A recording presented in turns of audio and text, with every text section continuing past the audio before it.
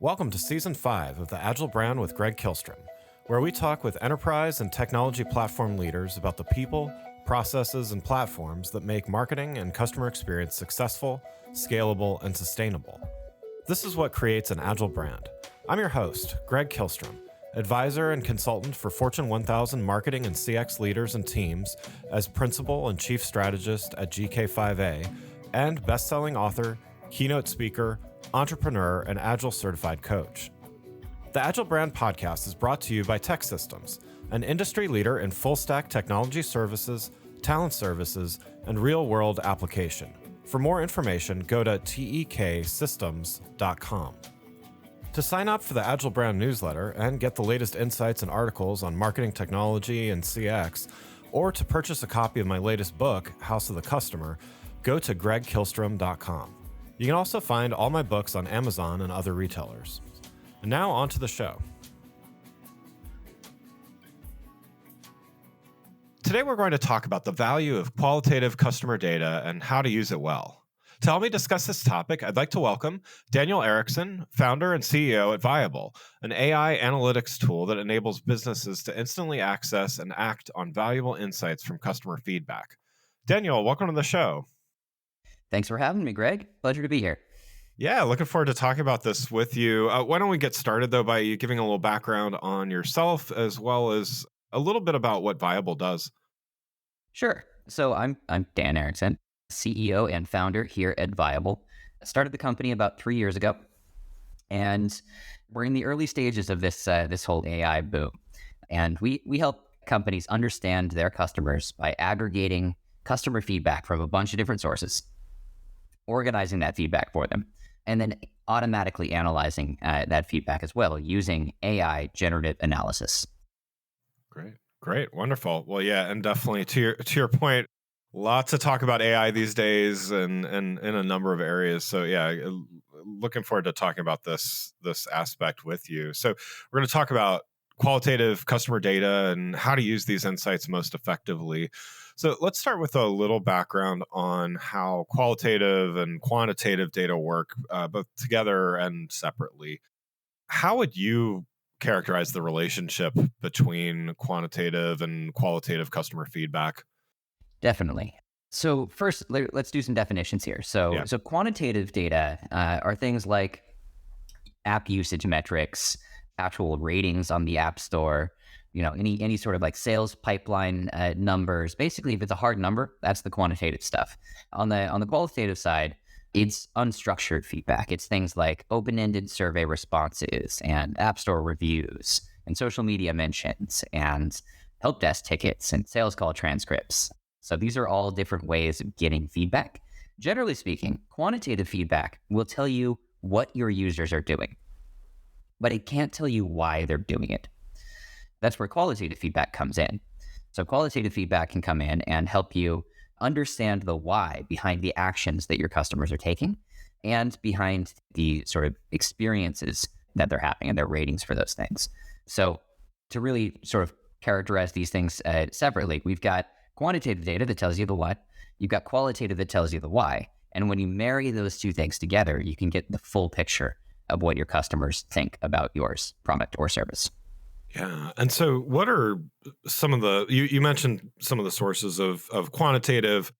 What are some of the sources of qualitative feedback, knowing that, again, we'll talk a little bit more about this in a minute, but knowing that these can be aggregated and used by your tool. But what are some of the sources of qualitative feedback that you can pull through or pull from? Yeah, absolutely.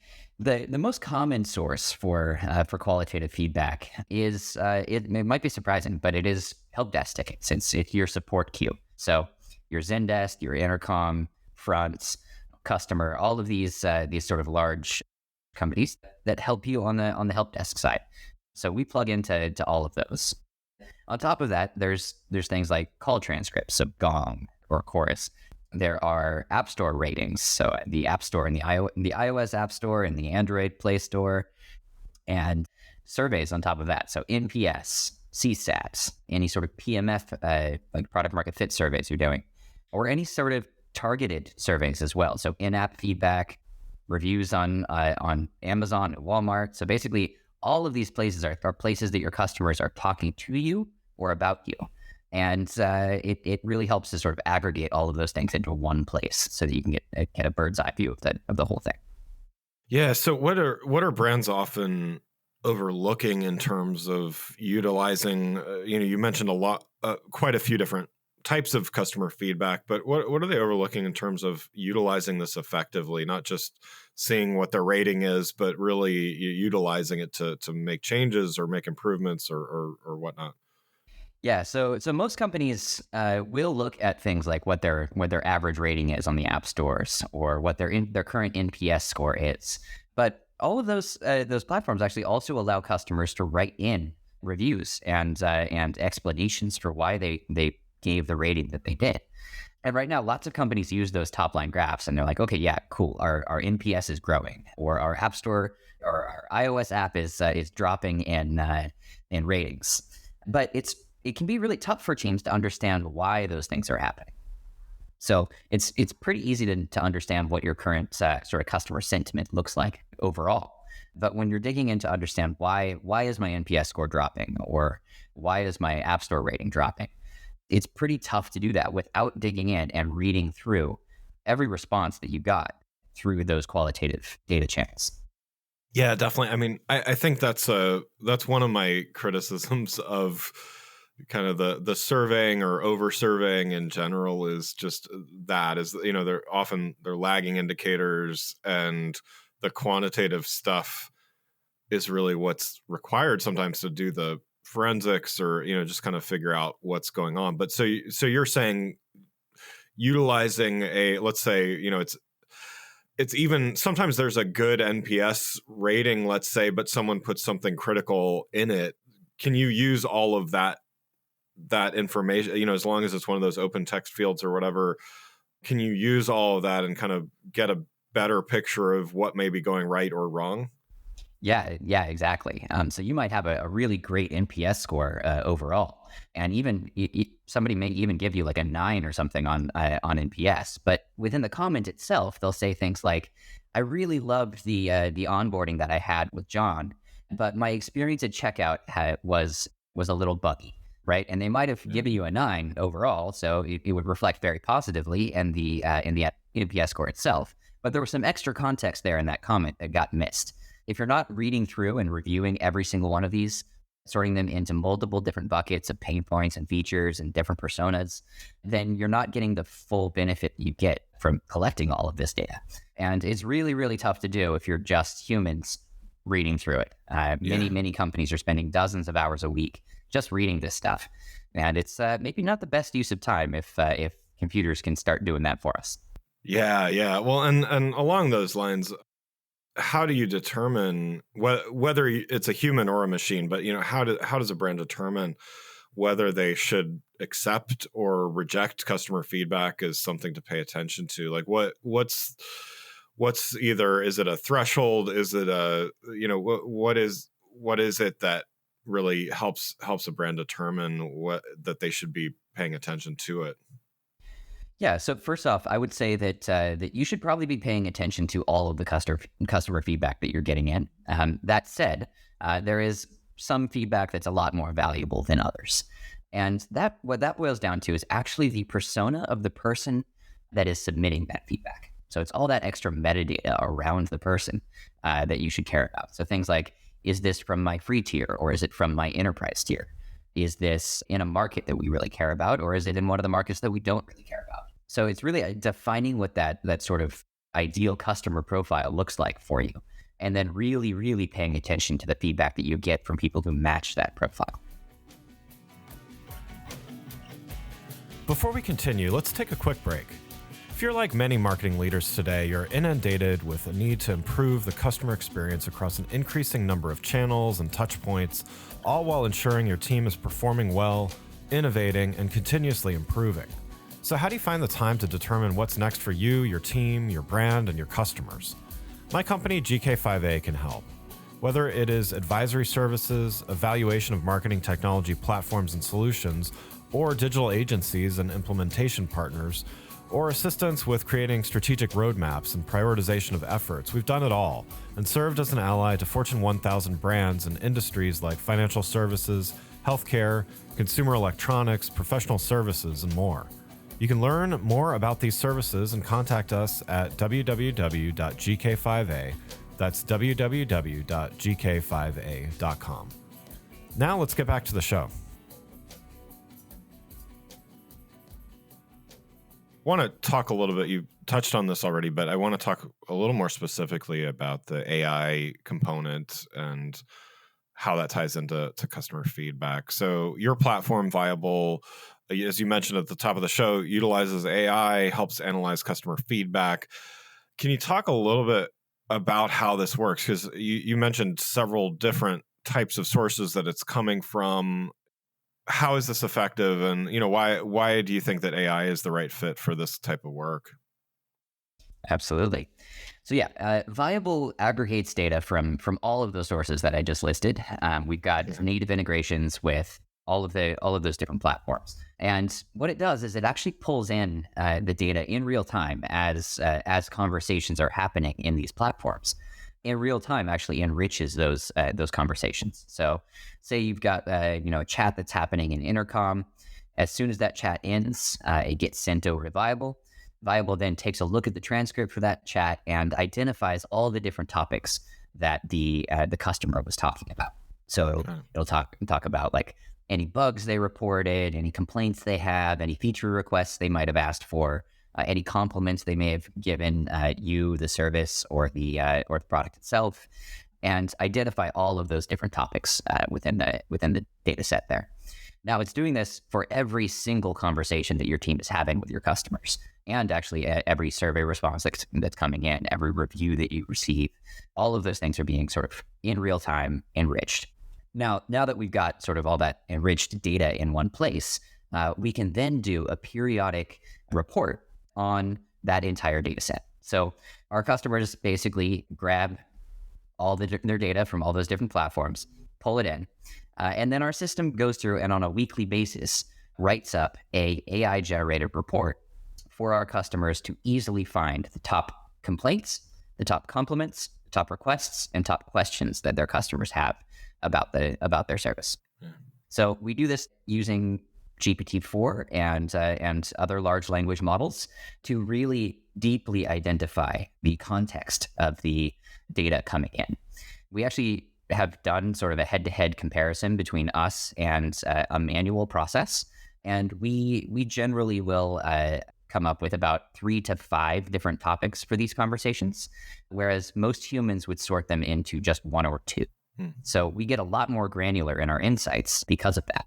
So we actually are now producing what I would call superhuman reports on this qualitative data sets.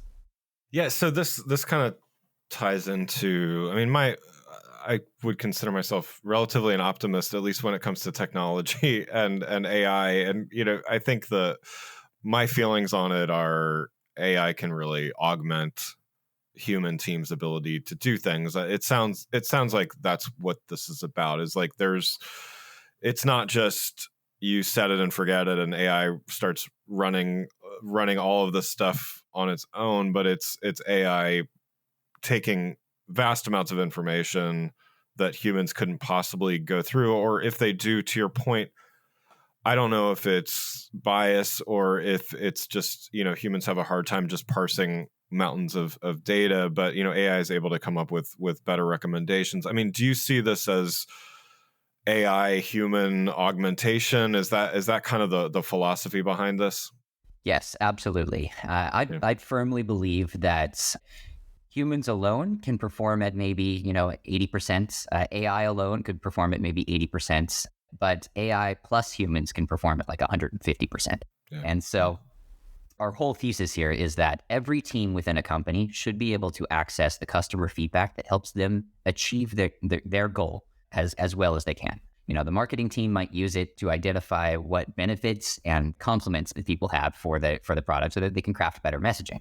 The product team might use it to identify all of the gaps in the product so that they can add more features to satisfy the market there. Sales teams might use it to go figure out where all of the objections are. and try to sort of fix all of that up. The customer experience teams might use it to identify all the frequently asked questions that are coming up, so that they can better build macros and responses to their customer support requests. So overall, this giant amounts of qualitative data that these companies are already collecting can be applied to almost every team within the company. Yeah. And in doing so, you're sort of marrying this sort of AI that really deeply understands your customer feedback with your company's objectives and goals. Yeah, that's great. Last topic I wanted to talk about is just this from the customer perspective. And, I think all of us, no matter what we do in our day jobs, we're also consumers, at least by night. And, we're inundated with surveys and requests for feedback. A brief tangent here, but it's timely because I just flew back home last night from a conference. My flight was delayed a couple hours. I had to deplane, and wait in the airport for 2 hours. Not the airline's fault. The airline will remain nameless. But, this morning I get a survey, completely generic survey from them saying, we hope your flight was pleasant or whatever. Well, yeah, they did a fine job and did the best they could. It was nobody's fault. Flight crew got sick or something like that. But don't send me a survey asking about my flight being pleasant or not when you have the information to know that there was an issue or something like that. Long way of getting back to the point, which is, what do brands need to, we're over surveyed. There's lots of reasons for that. It's probably the topic of a whole other podcast, let alone maybe just even an episode. But, what should brands be keeping in mind in order to get the best feedback from their customer? Because in order to get good feedback, you need to ask the right questions and at the right time and things like that. Yeah, absolutely. I could probably talk for forever on on survey design and triggers and all of that. But high level, here's a few things. So one, I think most surveys have way too many questions in them. And the reason we do this is because it makes it actually easier to process the data after the fact. Because most of the time, what people do is they ask a bunch of multiple choice questions. It's like, which job title do you fit under? Or if you had to choose one of these features, which one would be the one that you want us to build? Yeah. They organize these surveys this way because it makes it much easier to actually analyze the results. But you're optimizing for your own sort of internal processes there, not for your actual customer's perspective. Yeah. So my advice is actually to greatly limit the number of questions you're asking your customers. You don't want to go ask them 50 questions. You want to ask them the 3 most salient questions and allow them to type answers out in their own words. Yeah. Historically, it's been tough to do that because you have to go through and read everything, but we've got AI now that can help you do that. So that's the first bit is ask more open-ended questions and fewer multiple choice questions. So things like, how can we improve the product for you? Or what is the main benefit you receive from this product? Or what kind of user would be the best or would get the most benefit from using this product? All of those things actually are much better questions than stack rank these features or what's your biggest complaint? Choose one of the above. So that's the first step there. And then the second is context. We're to the point now where we're tracking basically everything that our customers are doing in our tools. So we should be able to understand what kinds of experiences our customers are having and tailor the trigger of these surveys to certain events. So for example, if I just rated my delivery for some delivery app at a 1 star, that I just had a bad experience. Yeah. So for that one, I would actually honestly suggest just calling up the customer and directly talking to them. Yeah. Yeah. But for say like a 2 star, a 3 star, maybe let's send a how can we improve survey.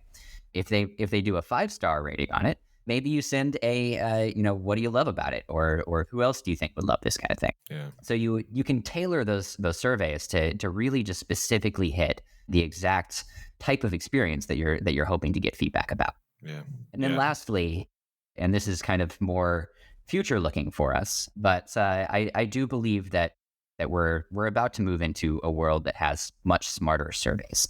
So instead of just asking the big question of how can we improve this product for you, you might ask that question at first, And then the survey could be smart enough to start digging into specifics to help, pull out the very specific things that you need to know about your customers. Yeah, no, love it all, and agreed. I think the survey mindset is coming from an era where some of the stuff that you've been talking about here just didn't exist, and relying on humans to kind of parse it and stuff. So I'm excited for improvements in that area, because I mean, as a marketing and a CX consultant and advisor, there's one part of that I'm excited about, but also just as a consumer, I'm sick of getting surveys that I'm kind of annoyed because of the lack of context awareness and all that stuff, as you mentioned. No, that's great stuff. Well, one last question before we wrap up here, and you've given a lot of great advice already, but just wanted to get one piece of advice that you would have for brands that want to start using qualitative customer data more effectively. What would you recommend as maybe a place to get started? I recommend starting with just one of those sources, right? So dig into an NPS survey that you ran, or dig into the last week's worth of qualitative data that you got from your Zendesk help desk. So. Yeah.